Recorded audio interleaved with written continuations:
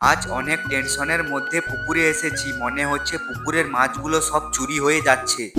তাই আজকে দোকান থেকে খাবার কিনে নিয়ে যাব পুকুর পাড়ে। আর এখন দোকান থেকে খাবার কিনে নিয়ে এসে বাড়িতে এসে সাইকেলটা নিয়ে এখন সরাসরি চলে যাব পুকুর পাড়ে। পুকুরে খাবার দিয়ে চেক করব কতগুলো মাছ পুকুরে আছে আর কতগুলো মাছ পুকুর থেকে চুরি হয়েছে। আর তোমরা জানো গ্রামের পুকুর থেকে অনেক মাছ চুরি হয়ে যায়, তাই আজকে এই খাবারটা নিয়ে চলে এসেছি। এখন খাবারটা পুকুরে ছুঁড়ে দিচ্ছি, দেখো ভালো করে কতগুলো মাছ আছে পুকুরে। আরে দেখো তোমরা কত বড় বড় মাছগুলো খাবার খেতে উঠে পড়েছে। আর এই মাছগুলোর নাম কি তোমরা একটু কমেন্টে জানিও। আর এখানে দেখো কত বড় বড় সাইজের ব্ল্যাক কাপ মাছগুলো খাবার খাচ্ছে ভেসে ভেসে। কিন্তু একটা জিনিস খেয়াল করলাম, যতটা মাছ থাকার কথা ছিল ততটা মাছ কিন্তু নেই। আর এই পুকুর থেকে দুইবার জাল টেনে মাছ বিক্রি করা হয়ে গেছে, তাই অনেকটা মাছ কম লাগছে। তোমাদেরকে বলেছিলাম না যে মাছ চুরি হয়েছে নাকি? অবশ্যই মাছ চুরি হয়েছে, কিন্তু চোরকে ধরতে পারা যায়নি। যেই পরিমাণ মাছটা চুরি হয়েছে খুবই অল্প পরিমাণ মাছ চুরি হয়েছে। আর গ্রামে পুকুর আছে মানে একটু একটু মাছ তো চুরি হবে।